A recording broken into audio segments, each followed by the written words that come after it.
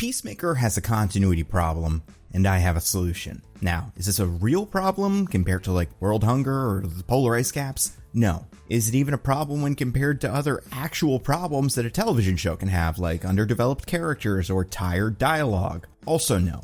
But it's a fun problem, and it's a little too big to miss. You, James Gunn, the person that this video is for, said it in an interview recently. The truth is, almost all of Peacemaker is canon, with the exception of Justice League appearance. Yeah, at the end of the Season 1 finale, the Justice League, minus Batman and Cyborg, so Superman, Wonder Woman, Flash, and Aquaman, show up after Peacemaker and the 11th Street Kids have defeated the Butterflies and killed the cow. Our heroes walk past the Leaguers. Peacemaker complains that they're late and tells Aquaman specifically to go fuck a fish. Then, if there was any confusion about which Justice League this was, we get a close-up of Aquaman played by Jason Momoa, who says he's tired of that rumor, and Flash played by Ezra Miller jokes that it is not a rumor. That's it. It's short, but obviously causes some problems. So far, the single hero who we even know exists in the new DCU is Superman. We don't have any indication that Flash, Aquaman, or Wonder Woman will show up in the first chapter of the new DCU. There will be a series about Themyscira, the hidden island of the Amazons, but it apparently takes place before Diana's born. We also know that Ezra Miller is not returning as the Flash of the new DCU, and apparently Jason Momoa is Lobo now, and he's going to cameo in Supergirl. So this will almost certainly not end up being what the Flash or Aquaman of this universe look like. And on top of that, we do not have any indication that the Justice League exists at this point in the continuity. So let's say you, James Gunn, the person that this video is for, want to make a Justice League movie somewhere down the line where the heroes meet for the first time. That will not gel with this scene. Now let's be clear. Does this fundamentally break Season 1 of Peacemaker? No. But it does provide a fun challenge. One you, James Gunn, the person who this video is for, apparently have a plan to answer. But I wanted to show you mine so you have some options. Oh yeah, and this does not help with the numerous references throughout Season 1 to specific heroes and villains that may or may not exist, like the Riddler, Mad Hatter, Kite Man, Doll Man, Matter Eater Lad, Green Arrow, and of course, Batmite. But hey, aside from Green Arrow and Riddler, I wouldn't say any of those guys are A-listers who you'd expect to have a proper introduction anytime soon, except Kite Man, since half of Gods and Monsters seems to be the Tom King show. But okay, I've got a solution. But first I want to run through some ideas I came up with but do not love. First, this could all be a cow-induced hallucination. Maybe the cow's nectar contains a chemical that makes people hallucinate, and Peacemaker only thinks he saw the Justice League.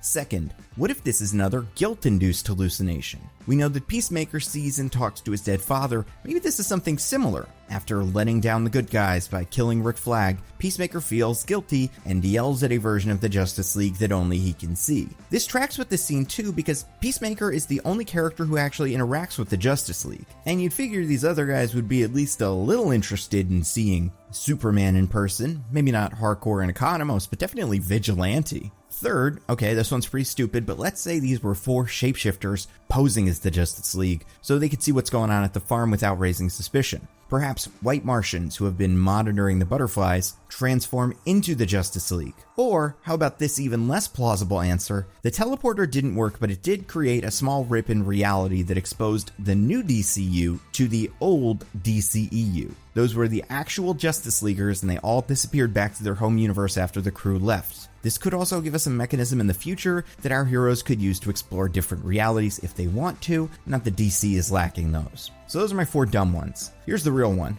And I'm going to present it in the form of a scene that opens Season 2, Episode 1. Or maybe it's after some cold open where Rick Flag Sr. reads some report about Peacemaker killing Rick Flag and vows revenge. So okay, that scene, and then a fun new dance intro, and then we open in the home base. Let's go over all of it one more time. Okay, after Waller learned about the body-snatching aliens codenamed Butterflies, she made Myrn assemble a task force which included Hardcore, Economos, myself, and Peacemaker. Vigilante tagged along. Hey, we learned that the Butterflies were replacing many key government figures including Senator Goff and his family, who we killed. We've got a corroborating statement from Goff's henchman, the Judo Master, who kicked Peacemaker and Vigilante's ass. Hey, I beat him. The second time. Anyway, we found out the butterflies need a special nectar to survive, so we tracked it down. It also turns out that Myrn was a butterfly, which nobody knew until I accidentally used the X-ray vision helmet. But what about which nobody knew? Oh, right. So, Mern was a butterfly, but he was a good guy, and the other butterflies took over the local cops and killed him. Then we learned that they have a big alien bug called a cow that they were milking for this nectar. We stormed the compound, eliminated the cow before they could teleport it away, and killed all the rest of the butterflies. And what? What about the Justice League? Come on. What? The Justice League came, and I said, "You're late, motherfuckers." Then I told Aquaman to fuck a fish, and Flash laughed because it's true. It's bullshit. He's making it up. Nuh-uh. Vigilante remembers. To be honest, Peacemaker, I don't really remember, but I have a pretty lousy memory, so I trust you.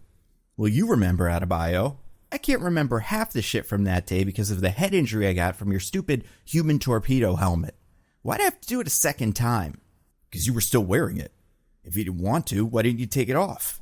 Because I was worried it was going to float off into fucking space like the last one. Alright, well, A, that's only the anti-gravity helmet, and B, human torpedo is the most fun helmet I have. Sometimes Vigilante and me will go out and human torpedo in the forest, see who can go the furthest without hitting a tree. That explains so much. Yeah, why we're both so frickin' awesome. No, why you have the brains of a 7th grader, you human concussion. Concussions aren't that big of a deal. Yeah, if they were, why wouldn't the NFL do something about it? You're joking. Get real. 250-pound men slamming into each other head first? They must get tons of concussions. But the NFL hasn't made them wear safer helmets because they care about player safety and no concussions aren't that big of a deal. I think that's what the Will Smith movie was about. They found out about the concussions and fixed them. Now everything's fine. We're circling back to this later. Anyway, I probably got 2 concussions, and then while I was too woozy to remember anything, all the superheroes showed up, and you told them to fuck off, and then they confirmed all the weird bullshit you always tell us about them. Yeah. Harcourt, help me out. She was out cold. I was carrying her. She lost a lot of blood. Right, and remind me, what did Superman do when he saw that? Saw what? Someone dying in your arms. He floated there. You didn't offer to fly me to the hospital? Well, I had you, so... And I mean, the barn just imploded, right? But they were all just posing? You don't think Batman might want to grab a sample or a hostage to question? Batman wasn't there. And why was that? Because he's not as fast as the rest of them. But the others were. Yeah. Even Aquaman? He's faster in water. What water? We were in the middle of the forest. She's got you there. Peacemaker, this interview is important. If I fuck up, I don't have a shot at being a real agent. Yeah, well, this'll make you sound impressive. And what happens if someone asks Superman about it? He does an interview for the Planet every other week. Why hasn't this come up? Because he's embarrassed. Superheroes are notoriously image conscious. That's true. Thank you. Obviously all the rest is bullshit, but superheroes can be pretty vain. Although Superman's cool. Come on, Chris, this is important. Alright. They might not have all shown up. Maybe I misremembered it. But they should have. That would have been very cool. And funny. Wait, it didn't? Eagly did hug me though. That was real. I remember. And if anyone ever asks you, I know. Aquaman fucks fish. Damn right. So that's it, James. Just a tiny little scene to add in the beginning of Season 2. And if you're curious about other things, like history, or science, or actual media criticism, you're going to love this video sponsor, Nebula. You know Nebula, it is a subscription streaming service that I and a bunch of YouTubers helped to create. It focuses on giving the creators more power to make the cool stuff that you guys already like, and giving you guys a better experience for watching it. That means all my videos go up ad-free.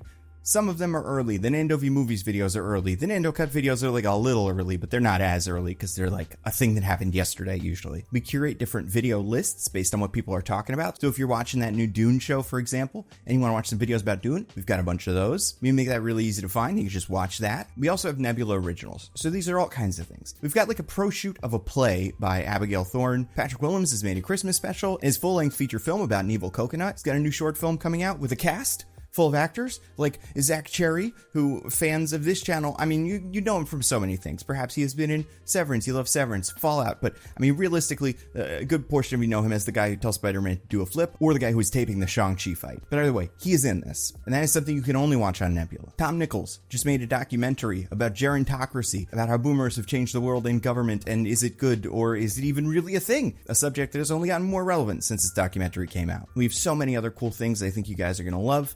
You'll find out about them soon. And a year of Nebula is already a steal at $5 a month, $60 a year. But if you use my code NANDO at checkout, NANDO, or go to go.nebula.tv/Nando, you can get a year of Nebula for $36. That's $3 a month. It is an incredible deal. Go to go.nebula.tv/Nando and check it out. I guarantee you're going to love it. And of course, I have to thank everybody who continues to support the channel on Patreon, everybody who watches these videos early and ad-free on Nebula, everybody that listens to my podcast, mostly Nitpicking, and everybody that follows me on Twitter and all the social networks. I'm at NandoVMovies, wherever you can find me. That's all I got. Stay safe, and I'll see you next time.